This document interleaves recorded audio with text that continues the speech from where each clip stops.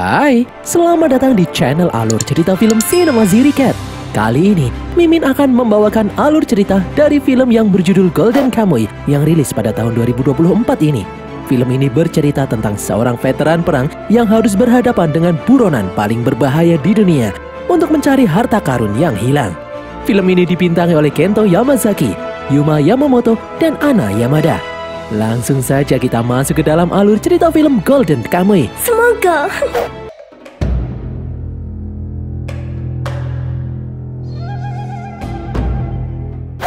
Pada tahun 1904, terjadi perang sengit antara pasukan Jepang yang ingin mengambil alih pangkalan Angkatan Laut Rusia yang berada di Port Arthur. 60.000 tentara Jepang tewas, sedangkan Rusia kehilangan 46.000 pasukannya. Saichi Tsukimoto adalah salah satu tentara Jepang yang masih bertahan hidup. Tsukimoto dan yang lain kemudian maju menyerang barikade tentara Rusia. Mereka tidak gentar meskipun dibombardir dengan bom dan peluru. Tsukimoto pun terkena tembakan. Namun anehnya dia masih bisa berdiri tegak. Tsukimoto bahkan bisa menembus garis pertahanan musuh. Dia masih bisa berdiri meskipun terkena tusukan oleh tentara musuh. Tiba-tiba terjadi ledakan yang menewaskan pasukan Rusia yang ada di sana. Namun ajaibnya, Tsukimoto masih bertahan hidup. Tsukimoto pun akhirnya mendapat julukan Tsukimoto Sang Manusia Abadi. 2 tahun kemudian, di saat musim dingin, Tsukimoto yang dipecat karena melawan atasannya pergi ke Hokkaido untuk mencari emas di sungai. Namun usahanya sia-sia. Seorang pria pemabuk yang bernama Goto pun mengecek Tsukimoto. Goto yang mabuk berat lalu menceritakan kalau dahulu suku Ainu memiliki persediaan emas yang sangat banyak yang disimpan di suatu tempat. Namun seorang anggota Ainu yang bernama Noperabo membantai kelompoknya sendiri untuk menguasai semua emas itu. Emas yang dicuri sebanyak 750 kg atau senilai lebih dari 1 triliun rupiah. Setelah menyembunyikan emas itu di suatu tempat di Hokkaido, Noperabo ditangkap oleh polisi Jepang. Dia dijebloskan ke dalam penjara Abashiri. Meskipun disiksa berkali-kali, Noperabo tidak mau memberitahu di mana dia menyembunyikan emasnya. Akhirnya polisi melukai kakinya untuk mencegahnya kabur. Karena tidak bisa berkomunikasi dengan dunia luar, akhirnya Noperabo menato tubuh beberapa narapidana. Tato itu berisi kode lokasi di mana dia menyimpan semua emasnya itu. Gabungan dari semua tato itu membentuk satu kode yang menunjukkan lokasi emasnya berada. Para narapidana yang ditato itu kemudian kabur. Noperabo berjanji akan membagikan setengah emasnya kepada narapidana yang berhasil menemukan di mana emasnya berada. Setelah rumor tentang narapidana bertato itu beredar, kini muncul banyak pihak yang mengincar mereka. Para narapidana itu pun akhirnya terpencar. Hingga sampai sekarang, tidak ada yang tahu nasib para narapidana itu. Mendengar hal ini, Tsukimoto pun tidak percaya cerita itu begitu saja. Keesokan harinya, di saat Tsukimoto terbangun, dia melihat Goto menodongkan senjata ke arahnya. Goto berkata kalau semalam dia kelepasan menceritakan hal yang seharusnya tidak dia ceritakan. Namun Tsukimoto dengan mudah merebut senjata itu. Goto pun kemudian kabur. Tsukimoto pun sadar kalau cerita tentang emas itu ternyata benar. Tsukimoto langsung mengejar Goto. Namun di tengah hutan, Tsukimoto menemukan Goto sudah tewas. Setelah diperiksa, ternyata Goto dibunuh oleh beruang. Tsukimoto kemudian terkejut melihat tato di tubuh Goto. Ternyata Goto adalah salah satu buronan bertato yang kabur. Tsukimoto kemudian menggendong tubuh Goto. Di tengah jalan, Tsukimoto hampir diterkam beruang. Tiba-tiba sebuah panah menancap di leher beruang itu hingga tumbang. Panah itu berasal dari seorang gadis Ainu yang bernama Ashirpa. Ashirpa lalu bertanya tentang tubuh Goto yang digendong oleh Tsukimoto. Tsukimoto menjelaskan kalau Goto tewas dibunuh oleh beruang. Ashirpa lalu membedah perut beruang yang barusan dia bunuh, dan dia tidak menemukan daging manusia di sana. Itu artinya Goto dibunuh oleh beruang yang lain. Beruang yang makan di masa hibernasi seperti ini adalah beruang yang lebih berbahaya dan agresif. Jika mangsanya diambil, maka beruang itu akan mengejarnya sampai dapat. Ashirpa pun menyuruh Tsukimoto untuk meninggalkan tubuh Goto. Namun Tsukimoto menolak. Ashirpa pun berkata, mau tidak mau, Tsukimoto harus menghadapi beruang yang sedang mengejarnya. Tsukimoto kemudian menunjukkan tato di tubuh Goto. Sugimoto pun menceritakan tentang emas dan para narapidana bertato yang kabur. Sugimoto kira Ashirpa tidak akan percaya cerita itu. Namun ternyata ayah Ashirpa adalah salah satu suku Ainu yang dibunuh oleh Noperabu. Ashirpa lalu melihat tato Goto terputus di tengah yang memudahkan untuk dikuliti. Ashirpa menduga Noperabu tidak pernah mau membagi emasnya. Para narapidana itu pasti dikirim keluar penjara untuk dibunuh dan dikuliti. Merasa kalau beruang ganas sebentar lagi datang, Ashirpa menyuruh Sugimoto bersiap-siap. Dan benar sekali, beruang itu tiba-tiba datang menyerang. Ashirpa berusaha memanah beruang itu, namun keadaan sangat gelap. Di saat ada cahaya bulan menyinari, Ashirpa langsung memanahnya, namun meleset. Beruang itu kemudian kabur ke dalam hutan. Di saat beruang itu muncul kembali, seekor serigala putih muncul menolong Ashirpa. Sugimoto kemudian menembaki beruang itu, membuat beruang itu mengincarnya. Tanpa rasa takut, Sugimoto menembak dan menusuk beruang itu hingga tewas. Ashirpa kemudian membantu Sugimoto yang tertimpa beruang. Ashirpa kemudian bercerita kalau ayahnya dan pria Ainu lainnya ditemukan dimutilasi dengan tubuh berserakan. Ashirpa tidak tahu kalau pelaku pembunuhan itu saat ini ada di dalam penjara Abashiri. Ashirpa lalu memberikan kantong empedu beruang yang baru saja dibunuh oleh Sugimoto karena benda itu harganya mahal. Ashirpa lalu memberitahu kalau roh beruang yang membunuh manusia akan masuk ke dalam neraka. Itulah kenapa Ashirpa tidak mau membunuh manusia. Mendengar hal ini, Sugimoto pun merasa kalau dia pasti masuk ke dalam neraka paling dalam karena sudah membunuh banyak orang.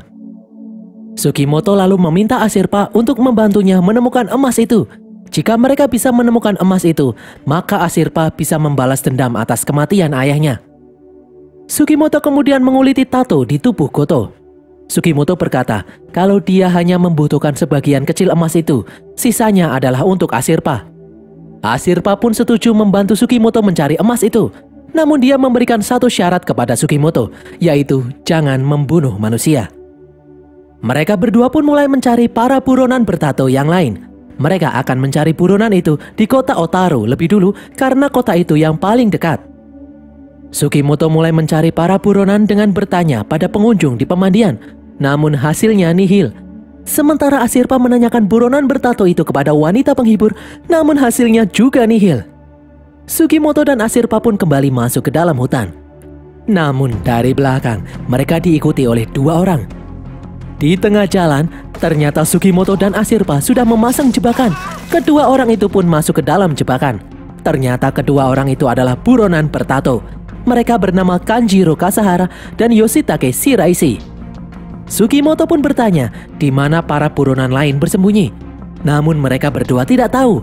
Shiraishi menjawab kalau mereka berpencar akibat saling berselisih satu sama lain. Sugimoto lalu berkata kalau kedua buronan itu harus dikuliti untuk mengambil tato di tubuh mereka. Shiraishi dan Kasahara pun ketakutan. Ashirpa kemudian mengingatkan Sugimoto tentang janjinya yang tidak akan membunuh manusia. Ashirpa pun memilih menggambar tato itu, dimulai dari Kasahara. Melihat Ashirpa yang mulai menggambar, Sugimoto pun memuji kehebatan Ashirpa dalam menggambar. Ashirpa lalu bertanya seperti apa wajah Noperabu. Kasahara menjawab kalau wajah Noperabu rusak akibat disiksa. Tiba-tiba sebuah tembakan membunuh Kasahara. Ashirpa yang panik pun langsung kabur. Tembakan itu berasal dari seorang prajurit divisi ke-7 yang bernama Ogata. Ogata mengejar Ashirpa dan Shiraishi yang kabur. Tiba-tiba senapannya terkena jebakan. Sugimoto kemudian muncul. Mereka berdua pun bertarung dengan sengit. Di saat Sugimoto akan membunuh Ogata, Ashirpa muncul melarang Sugimoto.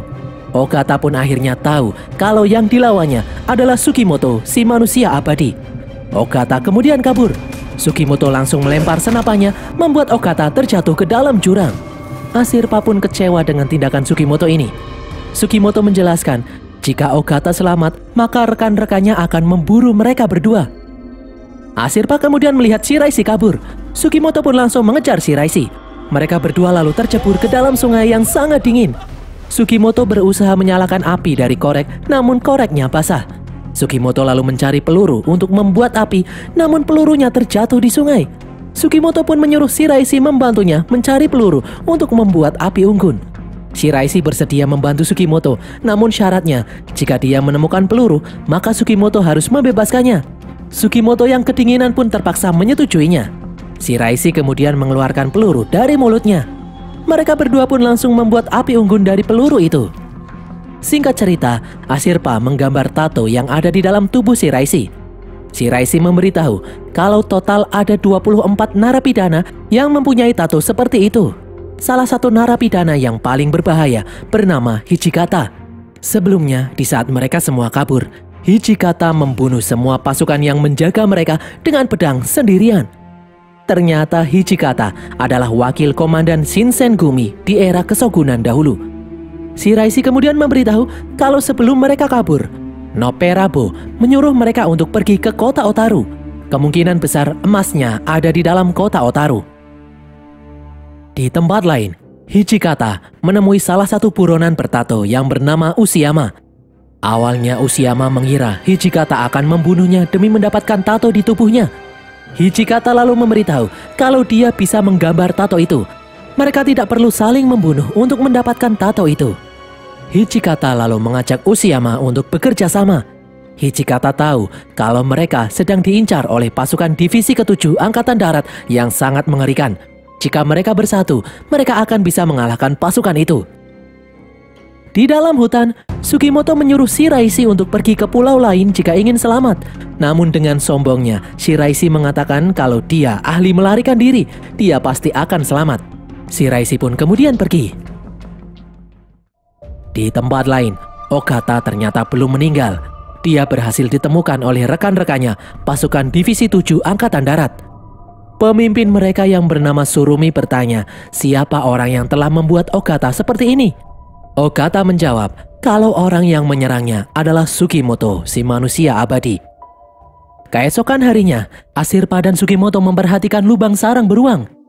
Ashirpa bercerita kalau ayahnya pernah masuk ke dalam sarang beruang itu dan berhasil selamat. Menurut ayah Ashirpa, beruang coklat tidak akan menyerang manusia yang masuk ke dalam sarangnya. Ashirpa kemudian melihat cahaya berkilau dari jauh. Sugimoto yang panik langsung mengajak Ashirpa kabur karena cahaya itu berasal dari teropong pasukan militer. Itu artinya ada orang yang sedang mengawasi mereka. Dan ternyata benar, dari jauh 4 prajurit divisi 7 sedang mengawasi mereka. Keempat prajurit itu kemudian mengejar Sugimoto dan Ashirpa. Di depan, Sugimoto mengajak Ashirpa untuk berpencar. Ashirpa membawa tas yang berisi tato kulit. Sugimoto menyuruh Ashirpa untuk menyerahkan tas itu jika tertangkap dan jangan melawan. Ashirpa harus berpura-pura tidak tahu apa-apa. Di belakang, keempat prajurit itu kemudian ikut berpencar. Salah satu prajurit kemudian menemukan Ashirpa bersembunyi di atas pohon. Dia menyuruh Ashirpa untuk turun. Tiba-tiba serigala putih datang menolong Ashirpa. Di tempat lain, Sugimoto sengaja memancing para prajurit ke depan sarang beruang. Salah seorang prajurit itu mengenali Sugimoto, si manusia abadi yang telah menyerang Ogata. Sugimoto yang panik akhirnya masuk ke dalam sarang beruang itu. Ketiga prajurit itu mengira kalau itu hanya lubang biasa. Seorang prajurit lalu menembak ke arah lubang itu. Tiba-tiba seekor beruang coklat keluar dan menyerang ketiga prajurit itu dengan brutal. Mereka bertiga pun tewas dan beruang itu pun akhirnya juga tewas karena luka tembak. Sugimoto kemudian keluar dari dalam sarang sambil membawa seekor anak beruang yang masih kecil. Sugimoto lalu kembali menemui Ashirpa. Ashirpa melihat anak beruang yang dibawa oleh Sugimoto. Ashirpa pun mengatakan jika suku Ainu menemukan anak beruang, maka mereka akan membesarkannya di desa. Mereka berdua pun pergi ke desa tempat tinggal Ashirpa untuk menitipkan anak beruang itu. Singkat cerita, mereka berdua pun sampai di desa suku Ainu. Ashirpa tinggal bersama neneknya karena kedua orang tuanya sudah meninggal. Ashirpa dan Sugimoto pun beristirahat di dalam rumah nenek. Malam harinya, paman Ashirpa datang. Si paman ternyata sudah tahu tentang misi Sugimoto yang sedang mencari emas. Paman dan suku Ainu lainnya menentang pencarian emas itu. Memang emas itu dikumpulkan oleh nenek moyang Ainu. Namun mereka sendiri tidak berani menyentuhnya karena mereka percaya kalau emas itu dikutuk.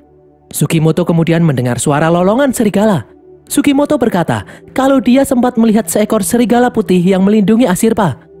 Paman pun bercerita kalau dahulu serigala putih yang bernama Retar itu diselamatkan oleh ayahnya Ashirpa dari serangan beruang. Setelah ayah Ashirpa meninggal, Retar selalu menemani Ashirpa. Namun pada suatu hari, Retar yang sudah dewasa pergi meninggalkan Asirpa. Asirpa pun sedih karena ditinggal oleh ayahnya dan Retar. Paman kemudian berkata kalau dia senang karena bisa melihat Asirpa tersenyum kembali. Asirpa pasti merasa senang berada dekat dengan Sugimoto. Setelah mendengar perkataan paman barusan, Sugimoto jadi tidak tega melibatkan Asirpa dalam misinya ini. Di pagi buta, Sugimoto akhirnya memutuskan untuk pergi meninggalkan Asirpa. Di tempat lain, Surumi mencari keempat prajuritnya yang tidak kunjung kembali. Namun pencarian mereka terhambat oleh hujan salju. Tiba-tiba atasan Surumi, Kapten Wada, datang. Dia marah karena Surumi membawa prajurit tanpa seizinnya. Kapten Wada menganggap Surumi sudah tidak waras karena Surumi mengalami cedera kepala. Kapten Wada lalu menyuruh Sersan Tsukishima untuk menembak Surumi. Namun Tsukishima malah menembak Kapten Wada hingga tewas. Ternyata Surumi sudah mencuci otak semua prajurit Divisi 7 untuk membantunya melakukan misi pencarian emas.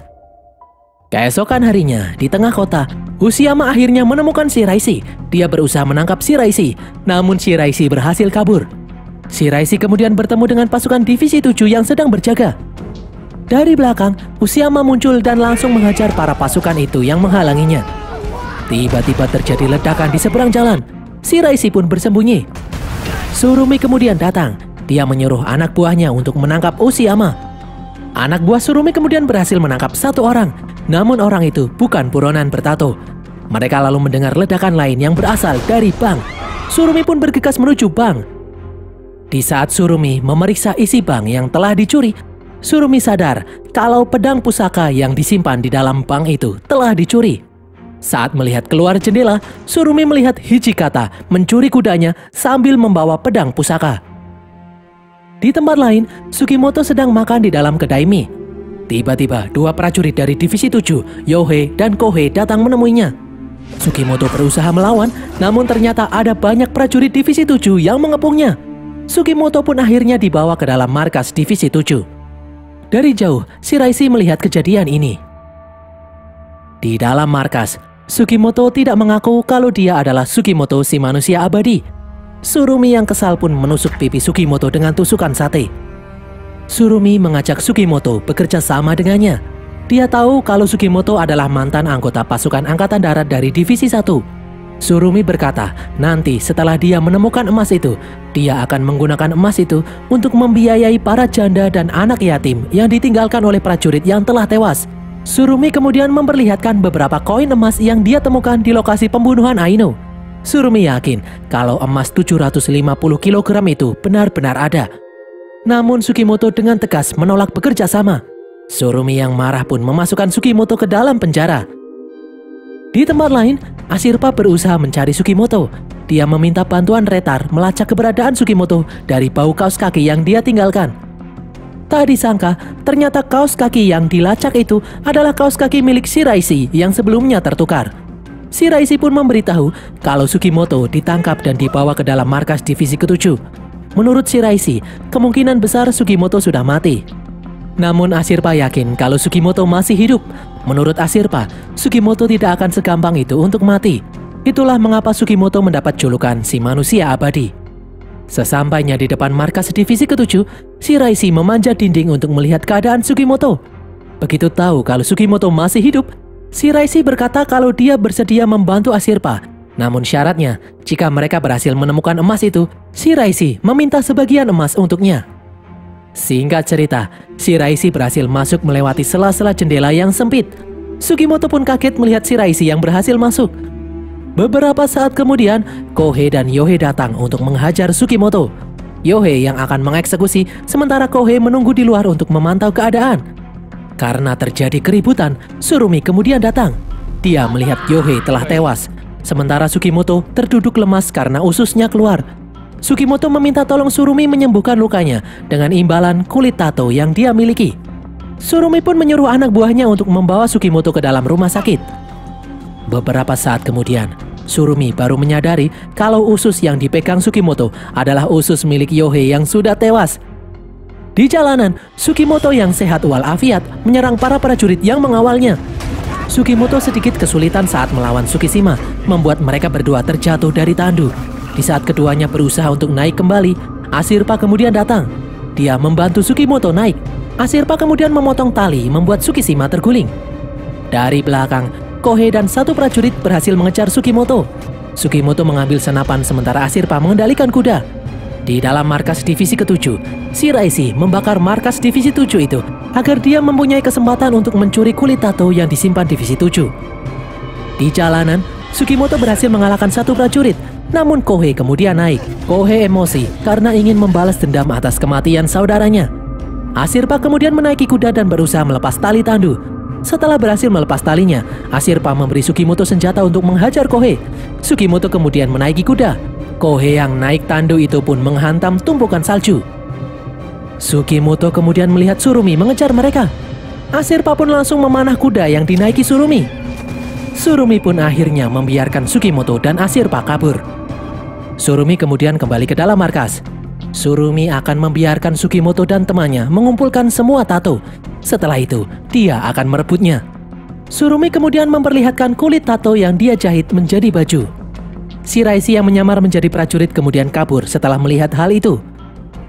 Di tengah jalan, Sugimoto meminta maaf telah meninggalkan Ashirpa karena ternyata dia butuh bantuan Ashirpa. Ashirpa pun menjawab kalau dia sudah tahu misi ini sangat berbahaya. Namun jika mereka bekerja sama, Ashirpa yakin kalau mereka pasti akan berhasil. Sugimoto lalu menceritakan alasan kenapa dia sangat ingin menemukan emas itu. Sugimoto memiliki teman masa kecil yang bernama Toraji dan Umeko. Mereka hidup bahagia di desa. Namun orang tua Sugimoto meninggal karena menderita penyakit menular, membuat Sugimoto dikucilkan. Sugimoto pun memutuskan untuk membakar rumahnya dan pergi dari desa.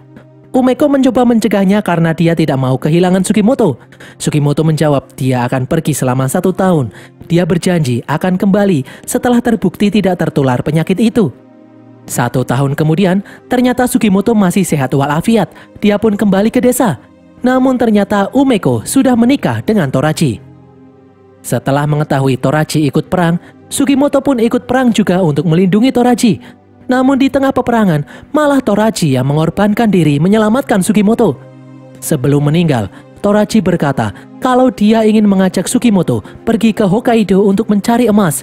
Toraji ingin mencari uang agar dia bisa menyembuhkan penyakit mata Umeko. Sugimoto pun berjanji, bagaimanapun caranya, dia akan mendapatkan uang untuk mengobati penyakit mata Umeko. Untuk itulah, Sugimoto ingin mendapatkan emas itu untuk mengobati penyakit mata Umeko.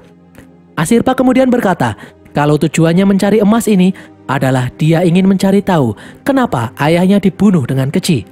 Meskipun tujuan mereka berbeda, Ashirpa akan membantu Sugimoto menemukan emas itu. Di tempat lain, Hijikata mengumpulkan mantan pasukan Shinsengumi.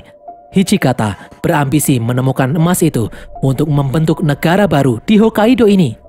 Hijikata berkata kalau dia dan Noperabu memiliki tujuan yang sama. Di tempat lain, Tsurumi dan pasukannya membeli berbagai persenjataan yang lebih canggih. Hokkaido akhirnya menjadi medan pertempuran para pencari emas. Dan berakhirlah alur cerita film Golden Kamuy ini guys. Semoga kalian terhibur. Pesan yang kita dapatkan dari film ini adalah jangan cerita sembarangan ke orang yang tidak kamu kenal, kecuali orang itu cantik. Tulis kritik dan saran kalian di kolom komentar. Jangan lupa subscribe dan follow semua media sosial kami. Sampai jumpa di konten kami berikutnya. Bye.